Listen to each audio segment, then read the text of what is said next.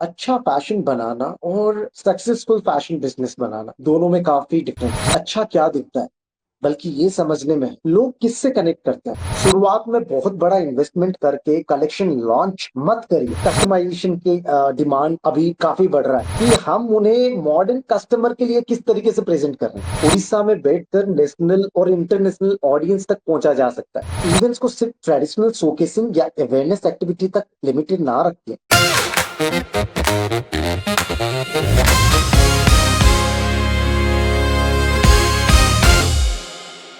हम लोग आज प्रशांत दास जो एक फैशन एक्सपीरियंस है director and communication strategies at Rourkela, उनसे हम कुछ सवाल करेंगे। जो सवाल करेंगे that will be related to the fashion designers for upliftment and those designers who are eagerly interested to participate and also to carry on their courses. That is the main reason to at present that we'll introduce to Prashant sir. Okay sir, आपके बारे में कुछ बताइए। पहले तो thank you so much ODA को, ताकि वो लोग मुझे काफ़ी एक अपॉर्चुनिटी दिए जिसमें मैं अपना पॉइंट ऑफ व्यू रख सकता हूँ। And thank you so much. अगर मैं अपने बारे में बताऊं तो मैं खुद को सिर्फ एक फैशन प्रोफेशनल के रूप में डिफाइन नहीं करता। पिछले कई वर्षों में मैंने designers, brands, models, boutiques and fashion projects में काम किया, और एक चीज मुझे क्लोजली मैंने ऑब्जर्व किया। अच्छा फैशन बनाना और सक्सेसफुल फैशन बिजनेस बनाना दोनों में काफी डिफरेंस है। मेरे लिए फैशन सिर्फ क्लोथ्स, रनवे या ट्रेंड्स नहीं है। ये डिजाइन, बिजनेस, पीपल, कल्चर और कस्टमर बिहेवियर का इंटरैक्शन है। इसी वजह से मेरा फोकस आज सिर्फ ये समझने में नहीं, अच्छा क्या दिखता है, बल्कि ये समझने में है, लोग किससे कनेक्ट करते हैं, क्या खरीदते हैं, क्यों वापस आते हैं, और कौन सी एक्सपीरियंस के साथ उनका एक मेमोरेबल एक्सपीरियंस बनता है। इसीलिए मैं फैशन को तीन प्रोस्पेक्टिव से देखता हूँ: क्रिएटिव, बिजनेस और कस्टमर। मेरे लिए फैशन शो सिर्फ रनवे नहीं, एक पॉपअप सिर्फ एग्जीबिशन नहीं है, और कस्टमर सिर्फ बायर्स नहीं है। हर इंटरैक्शन एक इंसाइट है, और मेरा एम है उस इंसाइट को एक्सपीरियंस, प्रोडक्ट और बिजनेस डिसीजन में ट्रांसलेट करना। खासकर उड़ीसा जैसे मार्केट में, जहां हमारे पास रिच टेक्सटाइल्स, क्राफ्टमैनशिप और क्रिएटिव टैलेंट है। मेरा मानना ये है कि हमें हेरिटेज को सिर्फ प्रिजर्व नहीं करना है, उसे मॉडर्न कस्टमर्स और मॉडर्न एक्सपीरियंस के साथ कनेक्ट करना है। अगर मुझे एक लाइन में बोलना है तो I am interested in making fashion not just look good, but connect, create experience and work in the real market. Okay sir, एक युवा डिजाइनर को एक डिजाइनर होने के लिए कौन सा चीज पर ज्यादा ध्यान देना चाहिए? जब कोई यंग पर्सन फैशन बिजनेस शुरू कर रहा है तो मेरे हिसाब से उसे कुछ बेसिक चीजों पे बहुत ध्यान देना चाहिए। सबसे पहली चीज, अम, उसको क्लैरिटी होना चाहिए। मैंने काफी बार देखा है, लोग फैशन बिजनेस करते हैं, कुछ प्रोडक्ट्स बनाते हैं, फोटोशूट करते हैं, इंस्टाग्राम पर डाल देते हैं और सोचते हैं कि बिजनेस शुरू हो गया। लेकिन मेरे हिसाब से इतना काफी नहीं है। सबसे पहले क्लैरिटी होना चाहिए, मैं प्रोडक्ट बना रहा हूं, किसके लिए बना रहा हूं, और वो कस्टमर मुझे क्यों चूज करेगा। दूसरी चीज है प्रोडक्ट। आपका अपने प्रोडक्ट और क्राफ्टमैनशिप पर स्ट्रॉन्ग होल्ड होना चाहिए, चाहे वो फैब्रिक हो, डिजाइन हो, फिटिंग हो, प्रोडक्शन हो या इन्वेंटरी। आपको अपने प्रोडक्ट की अच्छी अंडरस्टैंडिंग होनी चाहिए, ताकि आप कस्टमर्स को जेन्युइनली अच्छा प्रोडक्ट दे सको। तीसरी और शायद सबसे इंपॉर्टेंट चीज, वो है कस्टमर। जब आप कोई गारमेंट बना रहे हो तो आपको पता होना चाहिए कि आप किसके लिए बना रहे हो, उसका लाइफस्टाइल क्या है, उसका पेन पॉइंट क्या है, उसका कोई अनमेट डिजायर है जो मार्केट में अभी प्रॉपरली कोई फुलफिल नहीं कर पा रहा है, या एग्जैक्टली फिर दिस इज। सबसे कुछ इम्पोर्टेंट, और वो आपको पैसा देकर क्यों चूज करेगा अगर ये चीज नहीं है। क्योंकि अल्टीमेटली आपका कस्टमर ही है जो आपको बिजनेस में सस्टेन करता है, आपका बिजनेस सस्टेन करने में भी हेल्प करता है। इसके बाद आता है ब्रांड आइडेंटिटी। मैंने देखा है कि बहुत सारे ऐसे लोग हैं जो ट्रेंड्स को ब्लाइंडली फॉलो करते हैं। ट्रेंड फॉलो करना गलत बात नहीं है, लेकिन साथ में आपकी अपनी विजुअल लीक, लैंग्वेज या आइडेंटिटी और या फिर पॉइंट ऑफ व्यू भी होना जरूरी है। इतनी स्ट्रॉन्ग आइडेंटिटी आपका होना चाहिए कि कस्टमर आपका प्रोडक्ट देखकर, आपका नाम देखे बिना वो रिकॉग्नाइज कर सके कि this look like this brand, exactly कोई भी सर। ब्रांड। यही तक एक स्ट्रॉन्ग ब्रांड आइडेंटिटी का निशानी है। ये सारी चीजें जो मैंने बोला, यही एक स्ट्रॉन्ग ब्रांड आइडेंटिटी का एक निशानी है। फिर आता है बिजनेस अंडरस्टैंडिंग। डिजाइन अच्छा होना चाहिए, लेकिन सिर्फ डिजाइन जानना इनफ नहीं है। आपको marketing, branding, customer experience, communication, retention, inventory management, pricing और मार्जिन जैसे चीजों का बेसिक अंडरस्टैंडिंग होनी चाहिए। और मैं यंग डिजाइनर्स को एक और बहुत इंपॉर्टेंट सजेशन दूंगा। शुरुआत में बहुत बड़ा इन्वेस्टमेंट करके कलेक्शन लॉन्च मत करिए। छोटे इन्वेस्टमेंट या प्रोटोटाइप या एमबीपी से शुरू करिए। एमबीपी का मतलब मिनिमम वायबल प्रोडक्ट। मार्केट में टेस्ट करिए, अपने प्रोडक्ट को देखिए, आपका एक्चुअल कस्टमर किस प्रोडक्ट्स को पसंद कर रहे हैं, क्या पूछ रहे हैं, किस प्राइस पर रिस्पॉन्ड कर रहे हैं और क्या खरीदने के लिए तैयार। फिर जो काम कर रहा है उससे धीरे धीरे स्केल कीजिए। क्योंकि मेरे लिए फैशन बिजनेस सिर्फ क्रिएटिविटी का गेम नहीं है। ये creativity plus customer understanding plus business understanding का टोटल कॉम्बिनेशन। और अगर मुझे इसे एक लाइन में बोलना है तो एक या फैशन एंटरप्रेन्योर के आगे बढ़ने के लिए सिर्फ फैशन डिजाइनर की तरह नहीं, एंटरप्रेन्योर की तरह और कस्टमर एक्सपीरियंस क्रिएटर की तरह सोचना भी जरूरी होगा। तभी आपका टैलेंट एक सस्टेनेबल फैशन बिजनेस में कन्वर्ट हो पाए। अगर देखिए, मैं अपॉर्चुनिटी की अगर मैं बात करूं, काफी तो है, यहाँ पे काफी है। और अगर मैं प्रीवियस ईयर से कंपेयर करूं तो आज उड़ीसा में बोल सकते हैं अपॉर्चुनिटी पहले से काफी ज्यादा है, पहले से ज्यादा है मैं बोल सकता हूँ। आज फैशन डिजाइनिंग करने के बाद करियर सिर्फ एक ट्रेडिशनल फैशन डिजाइनिंग की जॉब तक लिमिटेड नहीं है। अभी मतलब कोई भी आता है पढ़ाई के बाद, मैं फैशन डिजाइनर के जॉब करूंगा, अभी वो माइंडसेट नहीं है लोगों का। आप फैशन हाउसेस में जा सकते हो, टेक्सटाइल और हैंडलूम सेक्टर में काम कर सकते हो, ब्राइडल Particulars are कुटीर। in Odisha, but particulars are in हाँ, Odisha. Correct correct correct. Opportunities हैं, फैशन इवेंट्स में भी है, क्रिएटिव डायरेक्शन में भी आप जा सकते हो, विजुअल मर्चेंडाइजिंग में भी जा सकते हो, मर्चेंडाइज बायर्स में भी जा सकते हो। तो करियर में काफी अलग अलग एवेन्यूज आ चुके हैं अभी राइट नाउ। अभी आप सिर्फ नहीं सोचोगे पढ़ाई खत्म हुआ अभी चलते हैं अभी फैशन डिजाइनर का जॉब कर सकते हैं, ऐसा नहीं है। अभी काफी सारे वर्टिकल्स आ चुके हैं, अलग अलग एवेन्यूज आ चुके हैं जहां पे आप अपना करियर शुरू कर सकते हो। अगर मैं मुंबई, दिल्ली या बैंगलोर जैसे टीयर वन सिटी की बात करूं तो फैशन हब से अगर कंपेयर करूं तो उड़ीसा में इकोसिस्टम और नेटवर्क अभी उतना ब्रॉड नहीं है।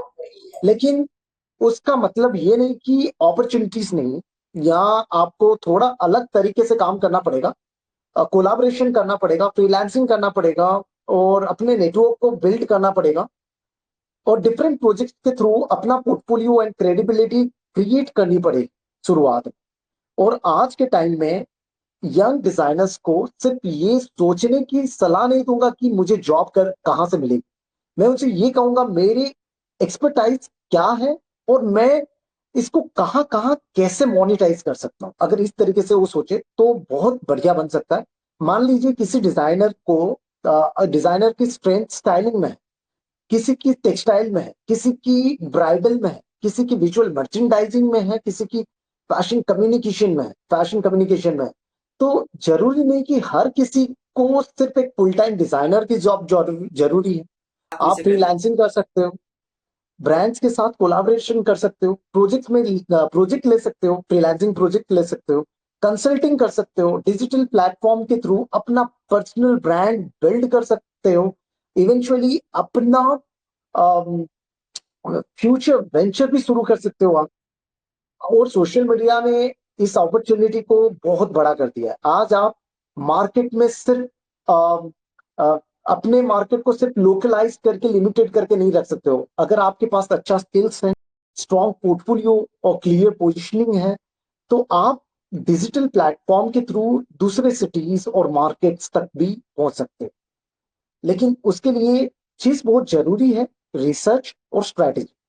पहले अपने पोटेंशियल को समझिए, अपनी एक्सपर्टाइज को समझिए, मार्केट की डिमांड क्या है उसको समझिए, फिर उसी हिसाब से खुद को पोजीशन करिए, पिच कीजिए। तो मेरे हिसाब से आज उड़ीसा में यंग फैशन डिजाइनर्स के सामने सबसे बड़ा सवाल ये होना चाहिए, अपॉर्चुनिटीज है या नहीं। सवाल ये होना चाहिए, अब ये नहीं होना चाहिए कि अपॉर्चुनिटी है या नहीं, सवाल ये होना चाहिए मेरे पास जो एक्सपर्टाइज है उसको मार्केट में मार्केट की किस प्रॉब्लम को मैं सॉल्व कर सकता हूँ, किसके साथ कनेक्ट कर सकता हूँ, मोनिटाइज कर सकता हूँ। क्योंकि अपॉर्चुनिटी है, लेकिन उसको पहचानना, पोजीशन करना और मोनिटाइज करना आपके हाथ में है। मार्केट आपके लिए है, लेकिन आपको यह समझना होगा मार्केट में आप किस वैल्यू के लिए याद किए जाने वाले। सो आपके हिसाब से पॉसिबिलिटीज है, संभावना है, जी, लेकिन खुद को खुद ये करना पड़ेगा कि मैं क्या कर सकता हूँ और क्या नहीं कर सकता हूँ। That exactly, will be exactly. सिर्फ एग्जैक्टली आज के डेट में सिर्फ आप फैशन डिजाइनर जॉब ढूंढने से नहीं होगा। इंक्लूजन हो। आज आप स्टाइलिस्ट बन सकते हो। आज आप अपने क्रिएटिविटी को एक्सपर्टाइज के हिसाब से आप दुनिया में दिखा सकते हो, लोगों के साथ जुड़ सकते हो। तो there is so many way you can at least find out क्या चीजें आपके लिए बेटर है एंड कैसे आप अपना करियर शुरू कर सकते हो। मैं एक ऐसा रीजनल कैरेक्टर है जिसे आज की जनरेशन भी अप्रिशिएट करते हैं, ठीक है। लेकिन मुझे यहाँ एक बहुत बड़ा अपॉर्चुनिटी गैप जो दिखाई दे रहा है। आज का कस्टमर हेरिटेज को अप्रिशिएट तो करता है, लेकिन साथ ही वो modern, wearable and lifestyle friendly product भी चाहता है।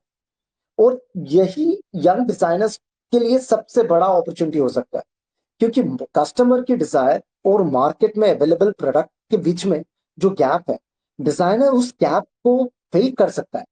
मान लीजिए उड़ीसा के ट्रेडिशनल फैब्रिक्स को लेकर आप ट्रेडिशनल साड़ी तक सीमित ना रख के उसको ब्राइडल वेयर में, resort wear, contemporary saris, jackets, men's wear, modern occasion wear या इवन लाइफस्टाइल प्रोडक्ट्स में भी रीइंटरप्रेट कर सकते हो। यानी हेरिटेज वही रहेगा, लेकिन उसका एक्सप्रेशन कंटेम्परेरी होगा, मॉडर्नाइज होगा। और मुझे लगता है यंग डिजाइनर्स के लिए यही बहुत बड़ा अपॉर्चुनिटीज प्रिजर्व। और डिजाइनर उसके साथ ब्रांड अगर डिजाइनर उसके साथ branding, packaging, story telling, customer experience पर भी काम करता है, तो आई थिंक उड़ीसा का ट्रेडिशनल प्रोडक्ट लोकल मार्केट से निकलकर नेशनल और इवेंचुअली इंटरनेशनल ऑडियंस तक भी जा सकता है। इसीलिए मैं यंग डिजाइनर से कहूंगा कहूंगा कि पहले ये मत सोचिए हमारे पास क्या है, ये सोचिए कि हमारे पास जो है मार्केट में उसकी क्या एक अनमेट डिमांड क्या है उसका। फिर उस पर्टिकुलर कैटेगरी को आप आइडेंटिफाई करके कस्टमर को समझिए और उसमें अपनी डिस्टिंक्ट आइडेंटिटी डेवलप कीजिए। और क्योंकि उड़ीसा में हैंडलूम और क्राफ्टमैनशिप का पोटेंशियल कमी नहीं है, जैसे मैं बोल चुका हूँ, चैलेंज हेरिटेज को प्रिजर्व करने का नहीं है, चैलेंज है उस कस्टमर के लिए रिलीवेंट एंड डिजायरेबल कपड़े बनाने का। तो मैं तो ये बोलूंगा काफी अपॉर्चुनिटीज हैं, अगर सही आइडेंटिफाई किया जाए तो ये बन सकता है। तो फिर सर एक अच्छे डिजाइनर के लिए सबसे अच्छा और संभावनाशील अवसर कौन सा होता है, जो आपने खुद का जो डिजाइन टैलेंट है उसको शो करने के लिए या कुछ कस्टमर क्रिएट करने के लिए? जी, जी, जी, जी। कौन सा अच्छा और संभावनाशील ऐसा है जो जो होता है, अवसर होता है, जिसके लिए वो अपना टैलेंट को खुद पे खुद वो कह सकता है कि हाँ मैं अच्छा डिजाइनर हूँ, मेरा भी कुछ डिमांड है, मेरा भी कस्टमर ऐसा है, ऐसा कुछ बोल सकता जी। मेरे हिसाब से उड़ीसा में यंग फैशन डिजाइनर्स के लिए पॉसिबिलिटीज काफी है। हमारे फैब्रिक्स कल्चरल हेरिटेज में इतना पोटेंशियल है कि अगर मैं कोई डिजाइनर सही तरीके से काम करे तो वो अपनी एक अलग आइडेंटिटी बिल्डअप कर सकता है। अगर मैं अपॉर्चुनिटीज की बात करूं तो सबसे पहले ब्राइडल और कुटियोर मैं देखता हूँ, जो अभी डिमांड में है। आज हर ब्राइड चाहती है कि उसको उसके वेडिंग में उसका लुक थोड़ा सा डिफरेंट हो, थोड़ा पर्सनल हो। अ, इसीलिए कस्टमाइजेशन की डिमांड अभी काफी बढ़ रहा है। यहाँ एक डिजाइन यंग डिजाइनर के लिए बहुत बड़ा अपॉर्चुनिटीज है। वो सिर्फ एक गारमेंट बनाने के बजाय पर्टिकुलर ब्राइड को पर्सनालिटी, बॉडी टाइप, ओकेजन और प्रेफरेंस के समझ कर एक कंप्लीट लुक क्रिएट कर सकता है उनके। और उसमें उड़ीसा के ओन फैब्रिक्स और हैंडलूम को कंटेम्पररी सिलॉइड्स के साथ इंटीग्रेट करके काफी बढ़िया एक प्रोडक्ट भी बना सकता है। दूसरा बड़ा एरिया है टेक्सटाइल और हैंडलूम का। उड़ीसा की अपनी टेक्सटाइल आइडेंटिटी काफी स्ट्रांग है। इक्कत हो, टसर हो, कुटपाड़ हो, अ, यस यस। जो ट्रेडिशनल क्राफ्ट्स हैं हमारे Exactly, और I am जो coming to that हमारे point. Exactly, I am coming to correct. that point. That एक ओडिशा में जो पारंपरिक कपड़ा जो इक्कत जैसे होता है, इक्कत और वस्त्रों की जो होता है, उसको हाँ। क्या इंटरनेशनल अभी जो मार्केट में जोड़कर क्या राष्ट्रीय और अंतरराष्ट्रीय मार्केट में हम बाजार में इसको ये भी यूज कर सकते हैं या बेच सकते हैं? डेफिनेटली डेफिनेटली किया जा सकता है एंड इससे काफी स्ट्रॉन्ग आइडेंटिटी बन सकता है, मैं अगर बात करूं। बट चैलेंज ये नहीं है कि उन्हें मार्केट मिलेगा या नहीं। चैलेंज ये है कि हम उन्हें मॉडर्न कस्टमर के लिए किस तरीके से प्रेजेंट कर रहे हैं, क्योंकि आज का जनरेशन मॉडर्न है। ओके। अगर हम ट्रेडिशनल फैब्रिक को सिर्फ ट्रेडिशनल साड़ी तक सीमित रखेंगे तो मार्केट नेचुरली लिमिटेड रहेगा। लेकिन अगर यंग डिजाइनर्स इसे contemporary silhouettes, bridal couture, resort wear, jackets, fusion wear, modern occasion wear के साथ जोड़ के कुछ ऐसा कपड़ा बनाए तो इसका अपीलिंग काफी या इसका काफी डिमांड बढ़ सकता है। दूसरा इम्पोर्टेंट चीज जो मेरे को लगता है, ब्रांडिंग और स्टोरी टेलिंग होना चाहिए। इंटरनेशनल कस्टमर सिर्फ फैब्रिक नहीं खरीदता, वो क्राफ्टमैनशिप, ऑथेंटिसिटी, स्टोरी और डिजाइनर पॉइंट ऑफ व्यू भी देखता है। क्या है उसकी स्टोरी, क्या है फैब्रिक के पीछे का। और आज डिजिटल प्लेटफॉर्म्स की वजह से डिजाइनर को सिर्फ शुरुआत करने के लिए किसी बड़े मेट्रोपॉलिटन सिटी या फिजिकली वहां पे मौजूद होने की जरूरत नहीं है। उड़ीसा में बैठकर नेशनल और इंटरनेशनल ऑडियंस तक पहुंचा जा सकता है। लेकिन इसके लिए हमें मेड इन उड़ीसा कहने से नहीं होगा, design in Orissa, relevant to the world वाली सोच रखना पड़ेगा। तो मेरा मानना है कि उड़ीसा के ट्रेडिशनल टेक्सटाइल्स को ग्लोबल प्रेजेंट पोटेंशियल तो है, लेकिन उसे अनलॉक करने के लिए हेरिटेज को प्रिजर्व करने का साथ साथ डिजाइन, ब्रांडिंग, क्वालिटी और कस्टमर एक्सपीरियंस में भी थोड़ा सा काम करना होगा। एग्जैक्ट सर, क्योंकि जो भी है जो सब बनाते हैं सर, जो इक्कत बनाते हैं या जैसे आधुनिक फैशन के साथ उन लोग चाहते हैं पारंपरिक कपड़ा को ऐड करने के लिए, तो इससे बेहतर सचाव कुछ नहीं रहेगा। Correct, absolutely absolutely sir. ये तो डिजाइन के हुआ, लेकिन अभी सरकार की योजनाएं और जो प्रदर्शनी होता है और जो उनका फैशन कार्यक्रम होता है, उनमें डिजाइनर जी। को कितना सहयोग रहता है और उन लोग को कितना सहयोग मिलता है आज गवर्नमेंट प्रोफेशंस, जी। गवर्नमेंट लेवल से जी। कितना मिलता है प्रोत्साहन?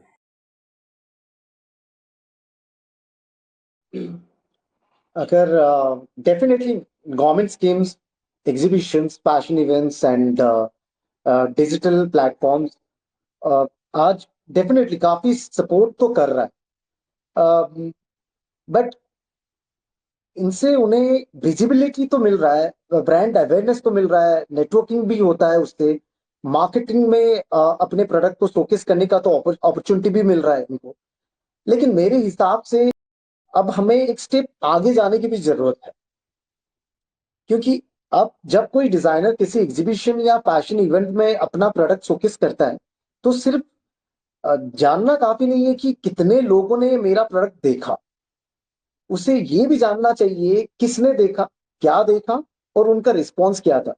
कौन सा प्रोडक्ट लोगों ने सबसे ज्यादा नोटिस किया, कि किस प्रोडक्ट को उन्होंने टच या ट्राई किया, किसके बारे में उन्होंने इंक्वायरी किया, किस प्रोडक्ट में जेन्युइनली उन्होंने इंटरेस्ट दिखाया, किस प्राइस पॉइंट पर हेजिटेशन उन्होंने फील किया और अल्टीमेटली कौन सा परचेज या फॉलोअप के लिए रेडी है।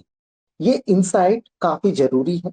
इसीलिए मेरे हिसाब से फैशन एग्जीबिशन और इवेंट्स को सिर्फ ट्रेडिशनल शोकेसिंग या अवेयरनेस एक्टिविटी तक लिमिटेड ना रखें, इसको बिजनेस टूल की तरह अगर हम लोग यूज करें, अगर एक डिजाइनर इवेंट के थ्रू से अपने एक्चुअल कस्टमर्स को आइडेंटिफाई करता है, अब उसका बिहेवियर समझ पा रहा है, प्रोडक्ट प्रेफरेंसेस समझ में आ रहा है उसको, उन इंसाइट्स को अपने प्रोडक्ट डेवलपमेंट में, प्राइसिंग, मार्केटिंग या बिजनेस डिसीजन में यूज कर पा रहा है, तो यही इवेंट उसके लिए मच मोर वैल्यूबल हो सकता है।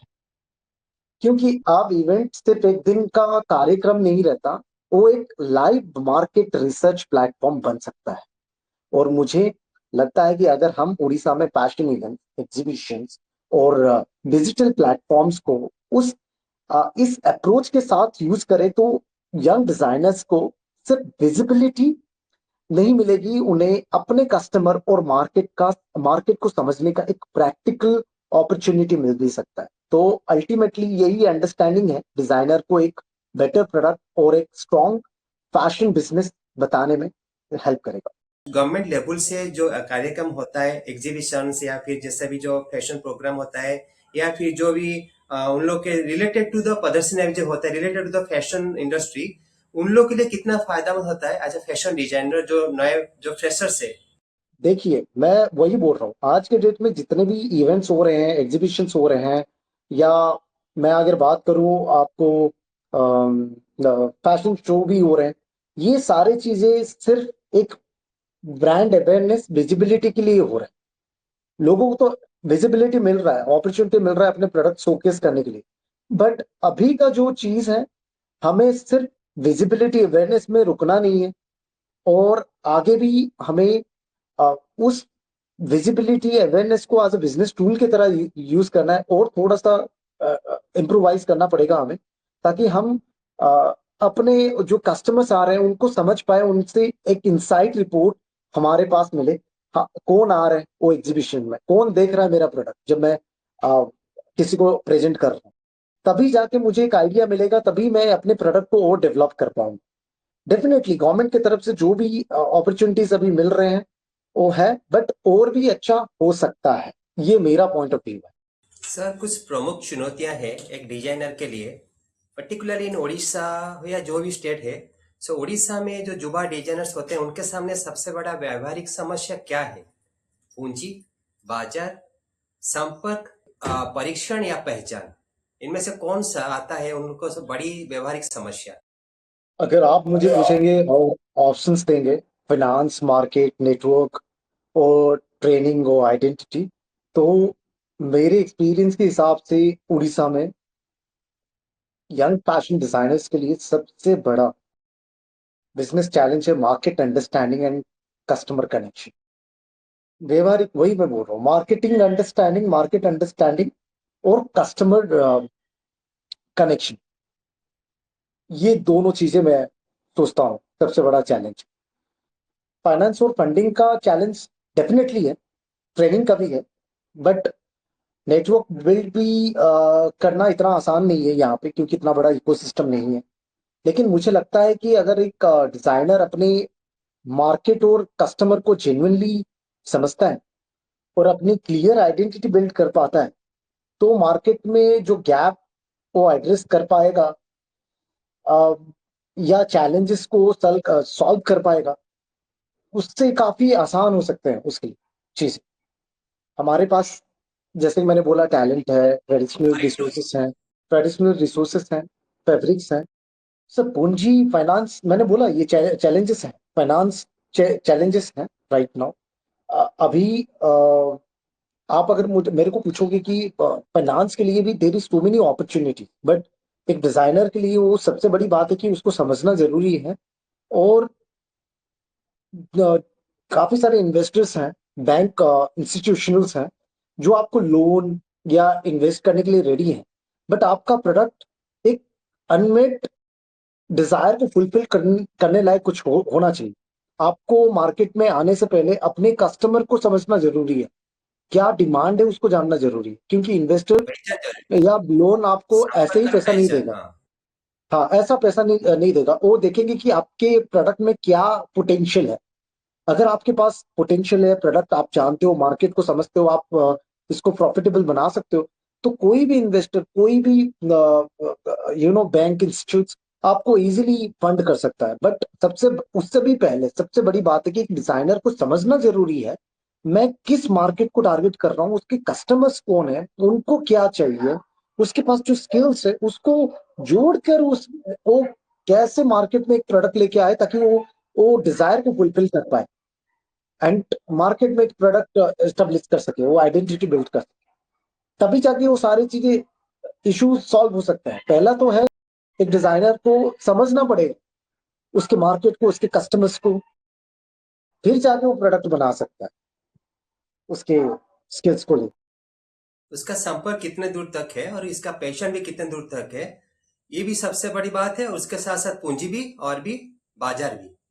बाजार तो ऑलवेज अवेलेबल, जैसे आपने बोला कि मार्केटिंग ऑलवेज अवेलेबल, और पूंजी भी नेसेसरी, पूंजी भी तो अवेलेबल इजीली। जैसे कि सर आपने बताया बोलिए। मार्केट मार्केट काफी बड़ा है, बस मार्केट को सेगमेंटाइज करना बहुत जरूरी है। तो बहुत मैं ये सोचता हूँ जो सबको बेचते हैं वो किसी को कुछ नहीं बेचते।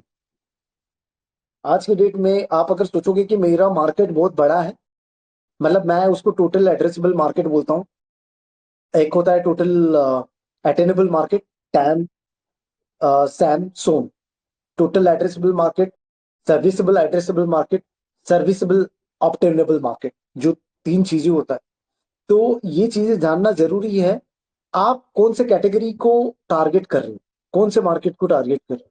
तो उसी ये बाजार की बात हो गया, बाजार में ही आपको कस्टमर मिलेंगे। बट बाजार में घुसने के लिए आपके पास उस तरीके का प्रोडक्ट होना चाहिए, और बाजार में काम करने के लिए आपको पूंजी की जरूरत है। तो डेफिनेटली पूंजी पाने के लिए आपको उस तरीके का प्रोडक्ट भी डेवलप करना पड़ेगा। अच्छा सर, मुझे और एक जानना चाहें कि उड़ीसा में युवा डिजाइनर्स के लिए काफी पर्याप्त फैशन शो, प्रदर्शनियां और जो व्यावसायिक मंच उपलब्ध है जिससे वो फायदा भी उठा सकते हैं। अगर आप मुझसे पूछेंगे कि उड़ीसा में यंग डिजाइनर के लिए एग्जीबिशन, फैशन शोज और बिजनेस प्लेटफॉर्म इनफ है या नहीं, तो मैं कहूंगा अपॉर्चुनिटीज हैं, लेकिन अभी उतना ज्यादा नहीं। क्योंकि आज आज जो एग्जीबिशन और रनवे शोज हो रहे हैं उसमें काफी एक्टिविटीज अभी भी प्राइमरीली मैं अगर बात करूंगा विजिबिलिटी और ब्रांड अवेयरनेस तक लिमिटेड है, जो मैं पहले भी बोल चुका हूँ। जो गवर्नमेंट एग्जीबिशंस वगैरह जो भी हो रहा है तो वो सिर्फ ब्रांड अवेयरनेस विजिबिलिटी तक लिमिटेड है। मान लीजिए किसी फैशन शो में डिजाइनर ने अपना कलेक्शन शो किया, शो खत्म हुआ, ऑडियंस ने कलेक्शन देखा, फोटोग्राफ हुए, इवेंट खत्म हो गया। लेकिन मेरा सवाल है उसके बाद क्या, उसके बाद क्या। एग्जीबिशन में भी अगर 200 से 500 या 1000 लोग आए तो सिर्फ फुटफॉल जानना तो इनफ नहीं है ना। डिजाइनर को ये भी पता होना चाहिए कि कौन आया, किस प्रोडक्ट में इंटरेस्ट लिया, क्या पसंद आया, किस प्राइस पर वो हेजिटेट फील किया उसलिए वो नहीं लिया। तो ये सारी चीजें जब वो उसको समझ में आएगा तभी वो अपने प्रोडक्ट को डेवलप कर पाएगा और वो कस्टमर्स को अपना फ्यूचर कस्टमर भी बना सकता है। इसलिए मेरे हिसाब से फैशन शोज और एग्जीबिशंस को सिर्फ शोकेस प्लेटफॉर्म तक लिमिटेड ना रख के इसको बिजनेस प्लेटफॉर्म की तरह सोचना चाहिए। एक अच्छा प्लेटफॉर्म मेरे हिसाब से वही है जो यंग डिजाइनर को ये तीन चीजें मिल सकता है। अगर वो प्लेटफॉर्म अगर दे सकता है तो मेरे लिए वो सही प्लेटफॉर्म है। एक पहला तो है मार्केट अंडरस्टैंडिंग, उसे अपने कस्टमर और मार्केट के बारे में रियल इंसाइट मिले। दूसरा है रिलेशनशिप बिल्डिंग, उसे पोटेंशियल कस्टमर्स के साथ साथ stylist, retailers, buyers, photographers, wedding professionals और दूसरे इंडस्ट्री प्रोफेशनल्स के साथ मीनिंगफुल नेटवर्क बनाने का एक अपॉर्चुनिटी मिले। बिजनेस ग्रोथ के लिए जो इंसाइट्स और कनेक्शंस इवेंट से मिले, डिजाइनर उन्हें अपने long term product development, marketing और बिजनेस स्ट्रेटेजी में यूज कर सके। और कस्टमर के प्रोस्पेक्टिव से ही एक्सपीरियंस क्लियर होना चाहिए, वो मेरा थॉट प्रोसेस है। और दूसरी तरफ है कि डिजाइनर को भी थोड़ा सा समझना चाहिए कि उसके सामने कौन आया है, कस्टमर की एक्सपेक्टेशन क्या है, उसकी डिजायरेबिलिटी क्या है, उसका प्रोडक्ट उस पर्टिकुलर नीड या अनमेट डिजायर को फुलफिल कर पा रहा है या नहीं कर पा रहा है। तो मेरे हिसाब से फैशन शो या एग्जीबिशन का सक्सेस सिर्फ ये नहीं है कि कितने लोग आए, सक्सेस ये भी होना चाहिए हमने कितने रिलीवेंट रिलेशनशिप बनाए, कस्टमर के बारे में क्या सीखा, और उससे उस लर्निंग से डिजाइनर अपने बिजनेस को आगे कैसे ग्रो कर सकता है। तो देखिए, क्योंकि इवेंट एक दिन का होता है, लेकिन उससे मिलने वाला नेटवर्क, कस्टमर इंसाइट्स और बिजनेस लर्निंग कई साल तक उसको काम में आ सकता है, ये मैं सोचता सो इम्यूनिटी से all these are basic requirements for the व्यावसायिक जो होता है व्यावसायिक मंच उपलब्ध होने के लिए। तो अपने आपको थोड़ा ये करना पड़ेगा, मतलब होशियार भी करना पड़ेगा। हूँ। आपको पुश करना पड़ेगा। आप जब तक खाली प्रोडक्ट के साथ आप बिजनेस में उतर नहीं पाओगे, प्लेटफॉर्म में उतर नहीं पाओगे, आपको समझना पड़ेगा सारे चीज, लोग किसके एग्जैक्टली साथ क्यों कनेक्ट कर रहे हैं। सर, जुबा डिजाइनर के अपने डिजाइन और उत्पादों के लिए जो ग्राहक और खरीदारी तक पहुंचने के लिए कितनी कठिनाइयों का सामना करना पड़ता है? जो भी डिजाइनर्स है, जो भी फैशन डिजाइनर रिलेट करते हैं, उन लोग को कौन कौन सा कठिनाई ये करना पड़ता है जिसके लिए वजह से वो I think they are not coming to whatever they want their position. मेरे हिसाब से सबसे बड़ा सबसे चैलेंज बड़ा है विजिबिलिटी का। पहला चैलेंज है उनका विजिबिलिटी। आपके पास कितना भी अच्छा प्रोडक्ट क्यों ना हो, अगर वो ऑडियंस तक पहुंच नहीं पा रहा है या मार्केट उसे डिस्कवर नहीं कर पा रहा, तो प्रोडक्ट जितना भी अच्छा हो वो काफी नहीं। आपको ये भी समझना पड़ेगा कि आपका प्रोडक्ट कहाँ दिखाई देना है और किस ऑडियंस के सामने दिखाई देना है। राइट ऑडियंस जिसे हम बोलते हैं, आइडियल कस्टमर। कि एक जी। जुबा डिजाइनर को अपने डिजाइन और उत्पादों को ग्राहक तक खरीदारी तक पहुंचाने के लिए कौन सा कठिनाई का वो सामना करना पड़ता है? जो मेरे को लगता है सबसे मेजर चैलेंजेस है, पहला तो एक है विजिबिलिटी। आपके पास कितना भी अच्छा प्रोडक्ट क्यों ना हो, अगर वो सही ऑडियंस के पास नहीं पहुंच पा रहा है, तो मार्केट उसे डिस्कवर कभी नहीं कर पाएगा। ठीक है। इसके लिए प्रोडक्ट अच्छा होना इनफ नहीं है, आपको ये भी समझना पड़ेगा कि आपका प्रोडक्ट कहाँ दिखाई दे रहा है, किस ऑडियंस के सामने दिखाई दे रहा है। दूसरा है ट्रस्ट। आज कस्टमर सिर्फ एक गारमेंट नहीं, ओवरऑल एक्सपीरियंस खरीदता है। Fitting, finishing, quality, packaging, communication, branding और आफ्टर सेल्स तक।